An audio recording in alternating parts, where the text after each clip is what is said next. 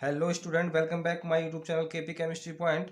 आज हम आपके सामने जो डिस्कस करने वाले हैं वो बहुत ही इम्पोर्टेंट टॉपिक है, यानी कि जो पिछली साल का जो हमारा पेपर है केमिस्ट्री का इंटरमीडिएट केमिस्ट्री का जो पिछली साल का बैक ईयर का जो पेपर है वो आज हम आपके सामने डिस्कस करने वाले हैं कि कल 4 मार्च 2023 को कैसा पेपर आएगा। ठीक है, इसी पैटर्न पे पेपर बनते हैं सब। पेपर पैटर्न का बनाने का जो तरीका है वो जो पिछले साल का पेपर है सेम इसी प्रकार से पेपर पैटर्न बनना है हमारा। तो पेपर पैटर्न के हिसाब से आप अपनी तैयारी रखें। ठीक है, बिल्कुल घबराने की आवश्यकता नहीं है। मैं पिछली साल का यानी कि बैक ईयर 2022 का रसायन विज्ञान इंटरमीडिएट का पेपर आज आपके सामने डिस्कस करने वाला हूं, जो कि आपको कल जो आने वाला पेपर है 4 मार्च 2023 को इंटरमीडिएट रसायन विज्ञान का पेपर है। उसके पेपर को सॉल्व करने के लिए आपका ये पेपर बहुत ही लाभदायक होगा। ठीक है, जो आपके अंदर डिप्रेशन जितना भी है, पेपर कैसा आएगा कैसा नहीं आना है, क्या जो आपको जितने भी हेरिटेशन हो रही है वो सारी ये पेपर डिस्कस करने के बाद में सारी हेरिटेशन आपकी दूर होने वाली है। ठीक है, ध्यान से देखें, ध्यान से समझें। आज बहुत ही टॉपिक इंपॉर्टेंट है, पहले आप समझिए। जो हमारा पेपर कोड है ये 347 GJ है। ठीक है, 347 GJ 2022 का पेपर है ये रसायन विज्ञान। पूर्णांक हमारा 70 नंबर का होता है। 3 घंटे 15 मिनट का पेपर है ये, 3 घंटे 15 मिनट का पेपर है। ठीक है, इसमें लिखा है, नोट दे रखा है, प्रारंभ के 15 मिनट परीक्षार्थियों को प्रश्न पत्र पढ़ने के लिए निर्धारित हैं। सभी प्रश्न अनिवार्य हैं। प्रत्येक प्रश्न के निर्धारित अंक उसके समक्ष दिए गए हैं। ठीक है, गणनात्मक प्रश्नों में गणना के समस्त पद दीजिए। प्रश्नों के प्रासंगिक उत्तर लिखिए। जहां आवश्यक हो रासायनिक समीकरण दीजिए। ठीक है, ये यहाँ पे पॉइंट आपको ध्यान रखना है, जहां आवश्यक हो वहां रासायनिक समीकरण आपको देनी है। पेपर हिंदी और इंग्लिश दोनों बाइलैंग्वेज में आता है। ठीक है, हिंदी और इंग्लिश दोनों में आता है पेपर। तो इसके लिए आपको बहुत ही सीरियस होकर पढ़ना पड़ेगा कि अगर आपको इंग्लिश हिंदी में कोई भी टॉपिक समझ में नहीं आ रहा है तो आप उसको इंग्लिश वर्जन में अवश्य देखें, जिससे कि आपको कुछ केमिस्ट्री के जो वर्ड होते हैं जो इंग्लिश में सिंपल ही समझ में आते हैं और हिंदी में समझ में नहीं आते हैं। जैसे कि मैं ऑब्जेक्टिव आपके सामने डिस्कस करने वाला हूं। ठीक है, 6 ऑब्जेक्टिव क्वेश्चन आएंगे 6 नंबर में। इसमें दे रखा है पहला क्वेश्चन, इस प्रश्न के प्रत्येक खंड में 4 विकल्प दिए गए हैं। सही विकल्प चुनकर उसे अपनी उत्तर पुस्तिका में लिखिए। क्लियर। जैसे कि पहला खंड का है षटकोणीय आधि क्रिस्टल का उदाहरण दीजिए। तो इसका ऑप्शन पहला ही ऑप्शन सही है, CDS। ठीक है, ये CDS ही सही होगा इसमें। ठीक है, दूसरा देखेंगे, निम्नलिखित में से कौन सा अणुशंख गुणधर्म है। इसमें ये परासरण दाब, इसमें ऑप्शन सही होगा हमारा। तीसरा क्वेश्चन दे रखा है, गा वाला निम्नलिखित में से कौन सा शून्य कोटि की अभिक्रिया है। तो ये हमारी अभिक्रिया जो है यानी कि H2 + Cl2, ऊपर H न्यू दे रखा है, सूर्य का प्रकाश 2HCl। अगर यहाँ पे कोई भी कैटालिस्ट होता तो हमारी सेकंड ऑर्डर रिएक्शन हो जाती है। यहाँ पर ये शून्य कोटि की अभिक्रिया दे रखी है। ठीक है, फिर नेक्स्ट दे रखा है, ग्लूकोज में कितने प्राइमरी एल्कोहलिक समूह होते हैं। ठीक है, ग्लूकोज में कितने प्राइमरी एल्कोहलिक समूह होते हैं, मैं बहुत अच्छे से आपको बता चुका हूँ ग्लूकोज में कितने प्राइमरी होते हैं कितने सेकेंडरी होते हैं। देखिए, ये हमारी ग्लूकोज की संरचना है, CHO 6 कार्बन होते हैं। इसमें 4 कार्बन हमारे सेकेंडरी हाइड्रोक्सी ग्रुप होते हैं और हमारा वन यानी ये होता है प्राइमरी हाइड्रोक्सी, ये वाला। ठीक है, यानी कि प्राइमरी जो होते हैं वो हमें CH2 से देखना है, CH2 होना चाहिए तो प्राइमरी होगा। तो ये प्राइमरी हो गया। तो यानी कि ग्लूकोज में कितने हो सकते हैं, प्राइमरी कितने हैं, 1। ठीक है, प्राइमरी हाइड्रोक्सी कितने हैं, 1। तो यहाँ पे 1 हो जाएगा हमारा सही। अच्छा, इस पिछली बार आपसे 1 पूछा गया था कि प्राइमरी हाइड्रोक्सी ग्रुप कितने थे। हो सकता है कल के एग्जाम में आपसे ये पूछ लिया जाए कि सेकेंडरी हाइड्रोक्सी ग्रुप कितने हैं, ग्लूकोज में सेकेंडरी हाइड्रोक्सी ग्रुप कितने हैं। तो सेकेंडरी की जब बात आएगी तो सेकेंडरी कितने होंगे, 4 सेकेंडरी होंगे। कितने होंगे, 4 सेकेंडरी होंगे, 1 2 3 4। ठीक है, 4 कितने होंगे, सेकेंडरी हाइड्रोक्सी ग्रुप होंगे। और एक एल्डिहाइड ग्रुप होता है, एक प्राइमरी हाइड्रोक्सी समूह होता है। क्लियर, ये हमारा क्या हो गया, ग्लूकोज हो गया। ठीक है, नेक्स्ट देखें, निम्नलिखित में से कौन सा पदार्थ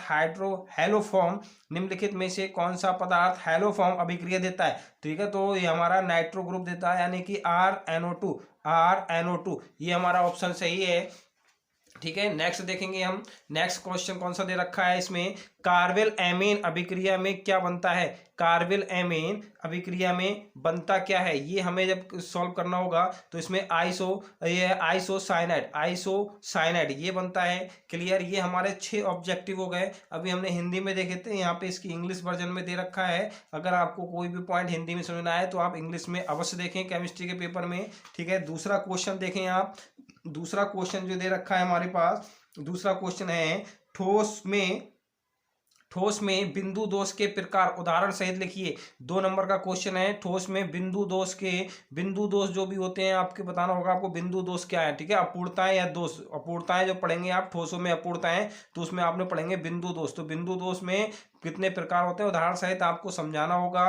ठीक है, और लिखना भी होगा। ठीक है, दूसरा खा दे रखा है दूसरे क्वेश्चन का खा वाला, प्रासरण तथा विसरण में उदाहरण सहित अंतर समझाइए। प्रासरण क्रिया क्या होती है, विसरण क्रिया क्या होती है, बहुत ही सिंपल तरीका से आप पढ़ चुके होंगे पिछले प्रासरण और विसरण क्या होता है। क्लियर, गा वाला दे रखा है विशिष्ट एवं मोलर चालकता में अंतर, विशिष्ट चालकता और मोलर चालकता में अंतर दीजिए। 2 नंबर में है। घा वाला दे रखा है द्रव स्नेही तथा द्रव विरोधी कोलाइड किसे कहते हैं, प्रत्येक को एक एक उदाहरण सही समझाइए। ठीक है, द्रव स्नेही और द्रव विरोधी कोलाइड दोनों आपको दे रखे हैं 2 नंबर में, यानी कि ये हमारे जो क्वेश्चन थे 4 क्वेश्चन थे 2-2 नंबर के। दूसरा क्वेश्चन ठीक है हमारा क्लियर हो गया, ये यहाँ पे इंग्लिश में दे दिया। फिर तीसरा क्वेश्चन जो दे रखा है एक न्यूमेरिकल है सॉलिड स्टेट से। ठीक है, सॉलिड स्टेट से न्यूमेरिकल है 58.1 ग्राम NaCl में इकाई सेलों की संख्या ज्ञात कीजिए।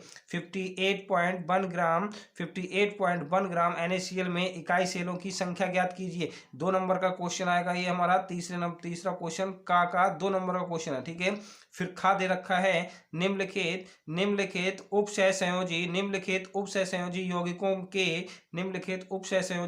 के IUPAC नाम लिखिए। ठीक है, पहला और दूसरा यानी कि 2 IUPAC नेम दे रखे हैं, इसमें 2 IUPAC नेम दे रखे हैं। कुछ कहीं 3 पूछ लिए जाते हैं, कभी 4 पूछ लिए जाते हैं, कभी आपसे स्ट्रक्चर निकालने के लिए पूछ ली जाती है। IUPAC नेम दे रखा होगा तो आप उसमें स्ट्रक्चर ज्ञात कर सकते हैं, कभी आपसे स्ट्रक्चर पूछी जा सकती है, तो आप ये अच्छे तरीके से तैयार कर लीजिए। एक ये क्वेश्चन देखें 2 नंबर का, बहुत ही सिंपल क्वेश्चन है। मानव शरीर में प्रोटीन का क्या कार्य है, मानव शरीर में प्रोटीन का क्या कार्य है, प्रोटीन के विकृतीकरण से आप क्या समझते हैं, विकृतीकरण से आप क्या समझते हैं। क्लियर, ये भी 2 नंबर का क्वेश्चन है हमारा, ये भी 2 नंबर का क्वेश्चन है। फिर हमारा एक गा वाला दे रखा है गैर धातु क्या है, गैर धातु क्या है। अगर आप गैर धातु ना समझें तो आप तुरंत इसकी इंग्लिश देख लें यहाँ पे, नॉन मेटल। ठीक है, गैर धातु क्या कहते हैं, नॉन मेटल। नॉन मेटल क्या होते हैं, इनके गुण आपको लिखना होगा। ये हमारा तीसरा क्वेश्चन क्लियर हो जाएगा। तीसरा होने के बाद हम चौथा जब क्वेश्चन पढ़ेंगे, चौथा क्वेश्चन में देखें, चौथे क्वेश्चन में क्या दे रखा है का, चौथे क्वेश्चन में खंड का देखें। निम्नलिखित सेल का 298 केल्विन पर नष्ट समीकरण लिखिए एवं EMF की गणना कीजिए। ठीक है, ये हमारा एक न्यूमेरिकल फॉर्म में है और नष्ट समीकरण के माध्यम से हम इसको सॉल्व करेंगे। 3 नंबर का क्वेश्चन आएगा ये हमारा। ठीक है, अब इसके बाद चौथे का खा खंड है निम्नलिखित पर संक्षिप्त टिप्पणी लिखिए। टिप्पणी जब शब्द आए तो टिप्पणी का मतलब होता है उसके बारे में आपको सचित्र वर्णन करके समझाना होगा। जो भी उसकी डाटा दे रखा है वो आपको सबको पता होना चाहिए। ठीक है, जैसे कि टिंडल प्रभाव क्या होता है। ठीक है, विद्युत कण संचलन। ठीक, 1.5 नंबर का है, ये 3 नंबर का क्वेश्चन खा वाला हो गया। ठीक है, गा वाला देखें प्राइमरी एमीन किसे कहते हैं, एमीन किसे कहते हैं। प्राइमरी यानी कि प्राथमिक, सेकेंडरी और टर्सरी एमीन को एक एक उदाहरण देते हुए समझाइए। एमीन किसे कहते हैं, एमीन का जो फार्मूला होता है RNH2 होता है, RNH2 एमीन हो गया। इसको हम, ये हमारी प्राइमरी एमीन हो गया। अगर एक एल्काइल एमीन ग्रुप से एक एल्काइल ग्रुप जुड़ा हो प्राइमरी एमीन, 2 एल्काइल ग्रुप जुड़े हों तो सेकेंडरी एमीन, 3 एल्काइल ग्रुप जुड़े हों तब क्या कहलाते हैं, ये टर्सरी एमीन कहलाते हैं। ठीक है, प्राइमरी, सेकेंडरी, टर्सरी एमीन के उदाहरण देते हुए आपको समझाना था। ठीक है, फिर नेक्स्ट गा वाला दे रखा है फेलिंग विलयन क्या है। ग्लूकोज के साथ गर्म करने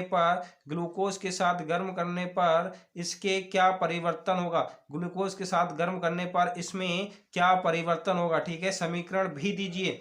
क्या करना है हमें, समीकरण भी दीजिए। ये हमारा क्वेश्चन यानी कि चौथे का गा क्वेश्चन हो गया, चौथे का गा क्वेश्चन हो गया।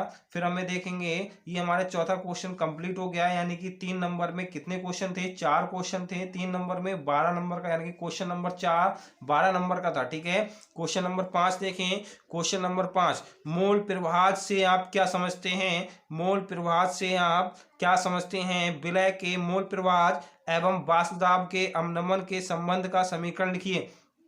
ठीक है, मोल प्रवाह से आप क्या समझते हैं, विलय के मोल प्रवाह एवं वाष्प दाब के अवनमन के संबंध का समीकरण लिखिए। यूरिया का 1 बिलियन भारानुसार 6% है। ठीक है, आगे का क्वेश्चन यहाँ पे दे रखा है, यूरिया का 1 बिलियन भारानुसार 6% है। बिलियन में यूरिया तथा जल का मोल प्रवाह ज्ञात कीजिए। विलयन में यूरिया तथा जल का मोल प्रवाह ज्ञात कीजिए। अगर आपका यूरिया का अणुभार नहीं दे रखा होता तब आप यूरिया का जो फार्मूला होता है NH2CO NH2CO यानी कि NH2CO ये इसका फार्मूला होता है। इसके माध्यम से हम इसका निकाल सकते हैं अणुभार। ठीक है, तो आप हमें मोल प्रवाह मोल फ्रैक्शन निकालना है। ठीक है, जिसके भी मोल प्रवाह निकालते हैं उसके मोलों की संख्या ऊपर रखते हैं और नीचे बिलियन के मोलों की संख्या रख देते हैं। ठीक है, दूसरा खा वाला क्वेश्चन है। ये हमारा जो क्वेश्चन था कितने नंबर का था, 4 नंबर का क्वेश्चन है। कितने का है, 4 नंबर का क्वेश्चन है। इसका खा वाला देखें, अभिक्रिया की आणविकता तथा कोटि में अंतर लिखिए। अभिक्रिया की आणविकता तथा कोटि में अंतर स्पष्ट कीजिए। प्रथम कोटि की एक अभिक्रिया में 100 सेकंड में पदार्थ की सांद्रता प्रारंभिक सांद्रता की आधी रह जाती है।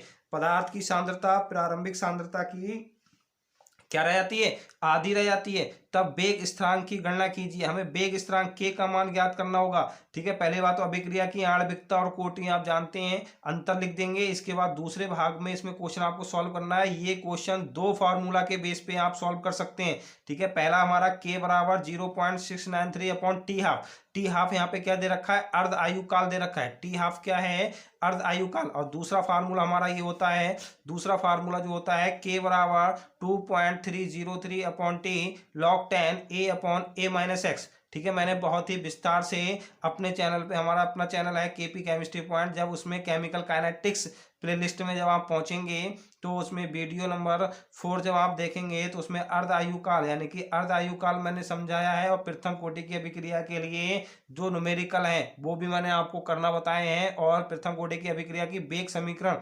प्रूव करके बताइए। ठीक है, वो आप अवश्य देखें। आपको 4 नंबर का क्वेश्चन वहां से मिलता है। देखो 4 नंबर का क्वेश्चन आया है और हर साल क्वेश्चन ये आता है, रिपीटेड क्वेश्चन है। ठीक है, अब नेक्स्ट देखेंगे, गा वाला देखें। कारण देते हुए स्पष्ट कीजिए। आपको कारण देते हुए स्पष्ट करके बताना होगा। ठीक है, क्या बताना होगा भाई, संक्रमण धातुएं तथा उनके अधिकांश यौगिक अनुचुंबकीय होते हैं। भाई क्यों होते हैं, इसका कारण आपको बताना होगा। संक्रमण धातु कौन सी होती हैं भाई, डी ब्लॉक के तत्व संक्रमण धातु कहलाते हैं। क्यों कहलाते हैं, ये डी ट्रांजिशन के कारण। ठीक है, 3D श्रेणी, 4D श्रेणी, 5D श्रेणी संक्रमण धातु हैं हमारे, तथा उनमें अधिकांश यौगिक अनुचुंबकीय होते हैं। ऐसा क्यों है, नंबर ऑफ अनपेयर्ड इलेक्ट्रॉन के कारण। ठीक है, फिर संक्रमण धातुएं तथा उनके यौगिक और उत्तम संक्रमण धातुएं तथा उनके इनके अनेक यौगिक उत्तम उत्प्रेरक का कार्य करते हैं। उत्प्रेरक का कार्य क्यों करते हैं, कैटालिस्ट का कार्य, यानी कि कैटालिस्ट का कार्य क्यों करते हैं वो आपको समझाना होगा। ठीक है, घा वाले में देखेंगे, निम्नलिखित को उदाहरण सही समझाइए। देखो लिगैंड आ गया। लिगैंड कितने प्रकार के होते हैं, मोनोडेंटेड, बाइडेंटेड, ट्राइडेंटेड, पॉलीडेंटेड। ठीक है, डेंटेड के आधार पर लिगैंड हो गया धनात्मक, ऋणात्मक, न्यूट्रल लिगैंड हो गया। ठीक है, संयोजकता, बैलेंस बॉन्ड थ्योरी, या तो बैलेंस बॉन्ड थ्योरी आ जाती है एग्जाम में, या फिर आगे coordination chemistry theory, Werner coordination theory. ठीक है, वर्नर कोऑर्डिनेशन थ्योरी भी पूछी जाती है, या फिर बैलेंस बॉन्ड थ्योरी पूछी जाती है। दोनों में से एक थ्योरी पूछी जाएगी। यहाँ पे ये क्वेश्चन दे रखा है, ये 4 नंबर का दे रखा है। देखो कोऑर्डिनेशन केमिस्ट्री से हमारे एग्जाम में, पिछले साल एग्जाम में 6 नंबर के क्वेश्चन आए थे। 4 नंबर का लिगैंड और बीबीटी आई थी, और 2 नंबर के हमारे यहाँ पे ये IUPAC दे रखे हैं। देखो ये वाले जो क्वेश्चन दे रखे हैं, ये 2 नंबर के IUPAC दे रखे हैं, और 4 नंबर के आपकी ये लिगैंड और बैलेंस बॉन्ड थ्योरी ये पूछ ली गई। यानी कि 6 नंबर का कोऑर्डिनेशन केमिस्ट्री से आपको आता है। ठीक है, 100% 6 नंबर के एग्जाम में आपको रिपीटेड क्वेश्चन मिलने वाले हैं। ठीक है, जब आप प्ले लिस्ट में पहुंचेंगे तो वहाँ पे एक प्ले लिस्ट बनी हुई है कोऑर्डिनेशन केमिस्ट्री और IUPAC नेम भी, और मैंने आपको लिगेंड का क्लासिफिकेशन बहुत अच्छे से समझाया है, बैलेंस बॉन्ड थ्योरी और हमारा बर्नर कोऑर्डिनेशन थ्योरी सब मैंने आपको बताई है। ठीक है, क्वेश्चन नंबर 6 देखें। क्वेश्चन नंबर 6 का देखेंगे, प्रयोगशाला में नाइट्रिक अम्ल के विरचन की विधि लिखिए। विरचन शब्द आए तो विरचन शब्द पे आपको कंफ्यूजन बिल्कुल नहीं होना है। विरचन का मतलब होता है बनाने की विधियां। ठीक है, ये NCERT का शब्द है। NCERT में विरचन दे रखा है, विरचन का शब्द होता है बनाने की विधियां। ठीक है, प्रयोगशाला में नाइट्रिक अम्ल के बनाने की विधि लिखिए। इसके 2 प्रमुख गुण एवं उपयोग लिखिए। 2 प्रमुख गुण भी लिखने हैं और उपयोग भी लिखना है, ये आप बहुत अच्छी से समझ लें। एक प्रयोगशाला विधि, 2 प्रयोगशाला विधि आएंगी, एक फर्स्ट भाग से आएगी, एक आपकी ऑर्गेनिक से आएगी। ठीक है, यानी कि नाइट्रोजन परिवार के तत्व से कोई भी यौगिक पूछ लिया जाएगा प्रयोगशाला विधि में।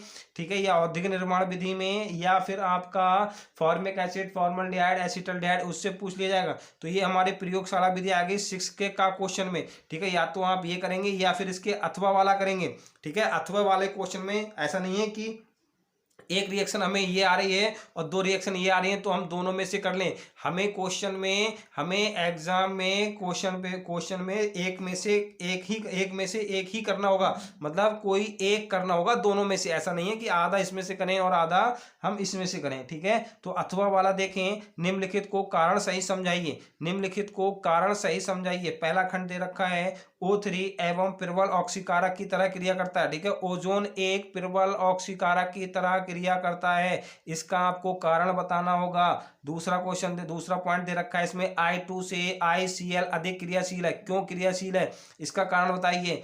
HF की तुलना में HCl एक प्रबल एसिड है। HCl एक क्या है, प्रबल एसिड है। ठीक है, HCl एक क्या है, प्रबल एसिड है। चौथा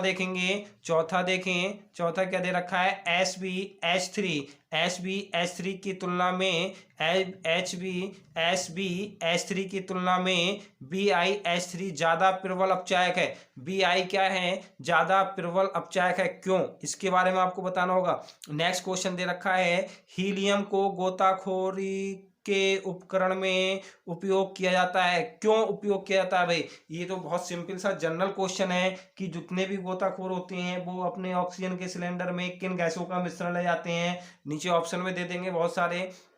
या फिर आपको ये पूछा जाएगा कि हीलियम क्यों लेके जाते हैं। ठीक है, हीलियम क्यों लेके जाते हैं, जिससे कि जो ऑक्सीजन उनके बॉडी में घुलती है तो वो जिससे उसके ऐंठन ना हो बॉडी में। ठीक है, ऐंठन को रोकने के लिए शरीर उनका ऐंठ नहीं पाए बॉडी उसमें जल में, तो इस वजह से हमें क्या ले जाना पड़ता है, हीलियम ऑक्सीजन सिलेंडर में मिश्रण करके लेके जाते हैं। क्लियर। नेक्स्ट दे रखा है हमारा, नेक्स्ट देखें, खा वाला देखेंगे। खा वाला 6 का खा देखेंगे, मोनोहाइड्रिक एल्कोहल क्या होते हैं। मोनोहाइड्रिक, डाईहाइड्रिक, ट्राईहाइड्रिक, सारे प्रकार के अल्कोहल बताए हैं। मोनोहाइड्रिक एल्कोहल क्या होते हैं, RCH2OH, ये हमारे मोनोहाइड्रिक एल्कोहल हो गए। डाईहाइड्रिक में 2 हाइड्रिक होंगे, ट्राईहाइड्रिक में ट्राईहाइड्रिक हो जाएंगे, 3 हाइड्रोक्सी हो जाएंगे। मोनोहाइड्रिक एल्कोहल क्या होते हैं, इनके क्वथनांक उच्च क्यों होते हैं, ये आपको समझाना होगा। एल्कोहल के विरचन की कोई 2 विधि तथा उल्लेख कीजिए। एल्कोहल के विरचन का मतलब बनाने की विधि, कोई 2 विधि लिखनी है आपको। एल्कोहल के कोई 2 विधि लिखनी है और आपका 2 विधियों का उल्लेख करना होगा। 5 नंबर का क्वेश्चन है ये। ठीक है, या तो आप ये करें या फिर आपको अथवा में दे रखा है, क्या होता है जब, केवल रासायनिक समीकरण देना है। केवल आपको क्या देना है, रासायनिक समीकरण देना है। कैसे देना है भाई, नंबर 1 दे रखा है, आइसोप्रोपाइल अल्कोहल की वाष्प को 300 डिग्री सेल्सियस पर गर्म कॉपर पर प्रवाहित करते हैं। ठीक है, आइसोप्रोपाइल अल्कोहल की वाष्प को 300 डिग्री सेल्सियस पर गर्म कॉपर पर प्रवाहित करते हैं। ये हमें केवल क्या होता है जब। ठीक है, रासायनिक समीकरण देनी होगी। दूसरा दे रखा है, फिनॉल को ठंडे तथा तनु HNO3 के साथ क्रिया कराते हैं। फिनॉल को ठंडे तथा तनु HNO3 के साथ क्रिया कराते हैं। तीसरा पॉइंट दे रखा है, एथिल अल्कोहल की वाष्प को Al2O3 पर 250 डिग्री सेल्सियस पर प्रवाहित करते हैं।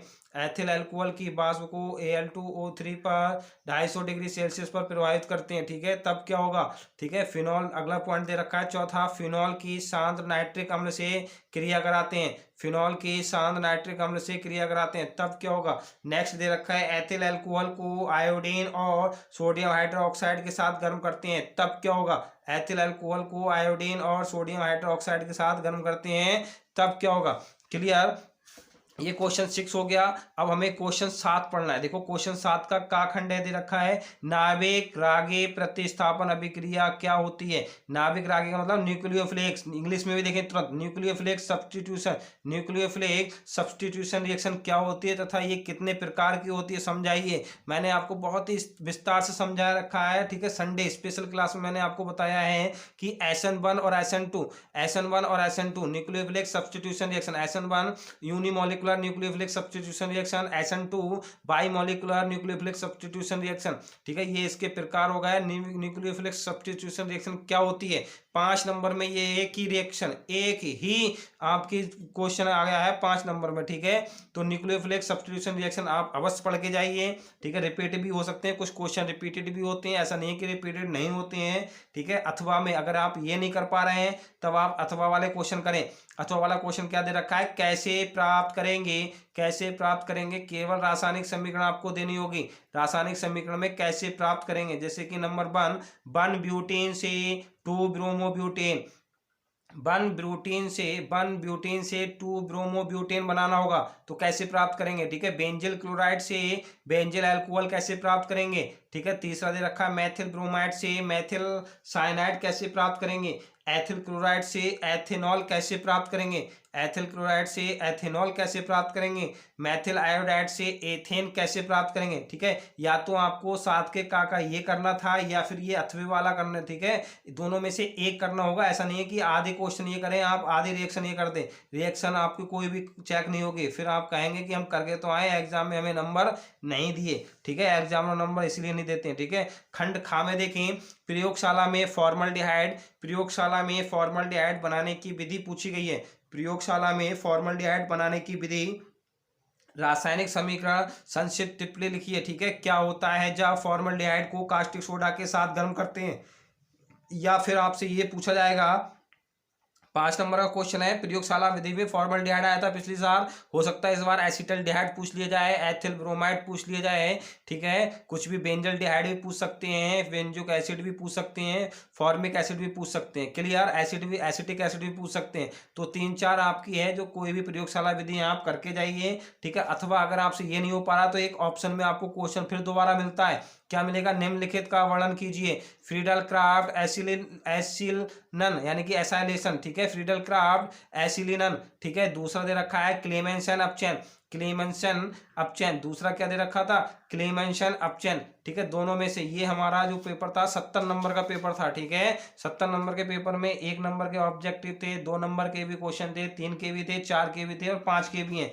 ठीक है। 4 के भी और 5 के भी हैं। और कल शाम को, ठीक है, ये हमारा पिछले साल का पेपर एनालिसिस था। इसी को पैटर्न को देखते हुए आप अपना जो लेवल है, अपना माइंड का जो लेवल है वो बढ़ा के रखें, ठीक है। उसको डाउन नहीं होने दें। पेपर बहुत ही सिंपल आने वाला है, कुछ क्वेश्चन रिपीटेड भी होते हैं। आप बिल्कुल पॉजिटिव रहें, माइंड को पॉजिटिव रखें, केवल आप वो पढ़ें जितना आप अब तक पढ़ चुके हैं, केवल उसको आपको रिवीजन करना है। कल मॉर्निंग 8 बजे के बाद आप कुछ भी ना पढ़ें, कल मॉर्निंग में 8 बजे के बाद किसी टॉपिक का भी रिवीजन ना करें, और एग्जाम हॉल में जाते समय आप किसी अदर बच्चे से डिस्कस बिल्कुल ना करें कि हमने ये पढ़ा है, हमने ये पढ़ा है, ठीक है। उससे क्या होता है, आप डिप्रेशन में आ सकते हैं। आप अपना स्टैंडर्ड बढ़ाएं, ठीक है। अपना कॉन्फिडेंस लेवल बढ़ा होना चाहिए आपका। जब कॉन्फिडेंस लेवल आपका जब बढ़ेगा तभी आप एग्जाम हॉल में बहुत ही अच्छे से पेपर करके आएंगे, ठीक है। बिल्कुल फ्री माइंड जाइए। आपको ये ध्यान में रखना होगा कि हमें सब कुछ आता है, हम केमिस्ट्री के पेपर का धुआं करके आएंगे, क्लियर।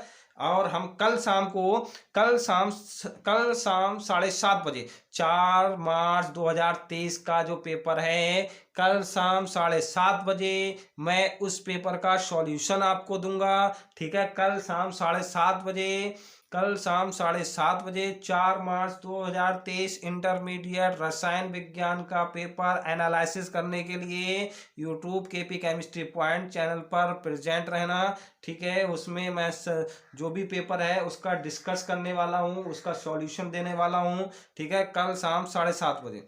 ठीक है, बाकी खुश रहिए, मस्त रहिए, पढ़ते रहिए और बिल्कुल भी डिप्रेशन नहीं है, डिप्रेशन में बिल्कुल भी नहीं आना है, फ्री माइंड रहना है। ठीक है, सभी स्टूडेंट को केपी केमिस्ट्री पॉइंट की तरफ से ऑल द बेस्ट। पेपर बहुत अच्छे से करके आना है, केमिस्ट्री रिएक्शन जितनी भी हैं बहुत बढ़िया करके लिख के आनी है। फिर से all the best. Thank you very much.